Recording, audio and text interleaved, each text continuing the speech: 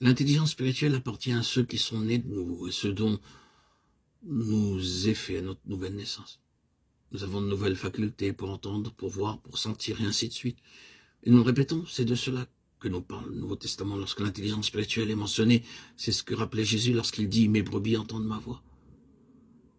Mes brebis me suivent, Jean 10, 27. Ces paroles sont simples, mais elles ont une signification très profonde. Elles signifient que ces brebis n'ont jamais besoin d'être tirées, il n'est jamais nécessaire de les obliger à suivre sa voie. Ces brebis le suivent d'une manière spontanée, volontaire. Le Seigneur n'a jamais besoin de dire à ses brebis « il faut suivre ce chemin ». Le Seigneur suit un certain chemin, ses brebis voient le chemin qu'il suit, et elles le suivent. Naturellement, dans notre monde occidental, il s'agit du contraire en ce qui concerne les brebis. Les brebis doivent être chassées, mais il n'en est pas ainsi à l'Orient. Et Jésus prend le principe du gouvernement de l'Orient. Il dit « Je ne chasse pas mes brebis, je n'ai pas besoin de me placer derrière elles pour les obliger à avancer. Mes brebis entendent ma voix et elles me suivent.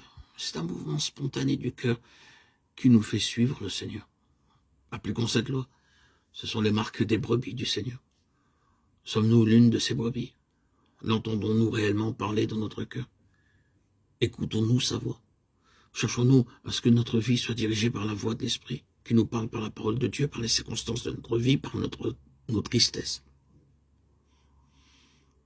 Le Seigneur a toujours quelque chose à nous dire. Il y a peu de choses qui arrivent aux brebis du Seigneur sans avoir de signification. C'est à nous de chercher à connaître ce que le Seigneur nous dit. La vie des brebis du Seigneur est gouvernée par sa voix, qu'elles entendent. Connaissons-nous cela? Et qu'en est-il de cette réponse spontanée que nous donnons au Seigneur? Notre cœur est-il réellement décidé à suivre le Seigneur? Est-ce un cœur qui, entendant ce que le Seigneur désire de lui, répond aussitôt par un sincère « Oui, Seigneur », qu'il en soit ainsi, qu'il soit fait selon ta volonté? Quel est le lien qui nous unit, nous, les brebis du Seigneur, à lui, le berger?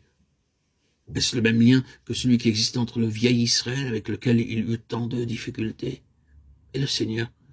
Ce même principe se retrouve, il est le propriétaire. Ce qui nous unit au Seigneur, c'est la réalisation que nous lui appartenons, qu'il est le propriétaire absolu de nos vies. Pour citer un autre passage des Écritures, vous n'êtes point à vous-même, car vous avez été rachetés à un grand prix.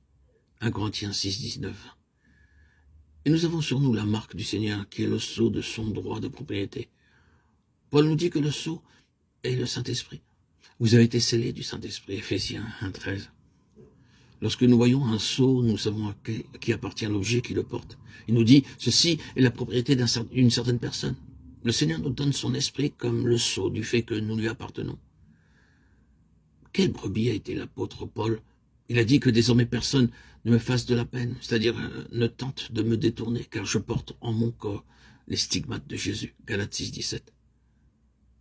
Les stigmates de Jésus signifient que je lui appartiens. Il dit sur le bateau lorsqu'il allait à Rome, cette nuit en effet un ange de Dieu à qui je suis et que je sers. Acte 27, 23. Les vrais brebis du Seigneur n'ont jamais honte de dire « J'appartiens au Seigneur Jésus, il possède ma vie et tout ce que j'ai. Je suis complètement consacré à lui. » C'est une vraie brebis. Ce sont là les marques du nouvel Israël et nous pouvons comprendre ces mots qui ont été la clé de notre méditation. C'est pourquoi, frères saints, compagnons d'une vocation céleste, compagnons de Christ, Hébreux 3, 1 et 14. Il y a un lien de communion qui unit ce berger et ses brebis. Elles ne sont pas simplement des animaux, elles sont des amis. Il y a une amitié merveilleuse entre le Seigneur Jésus et les siens, compagnons d'une vocation céleste.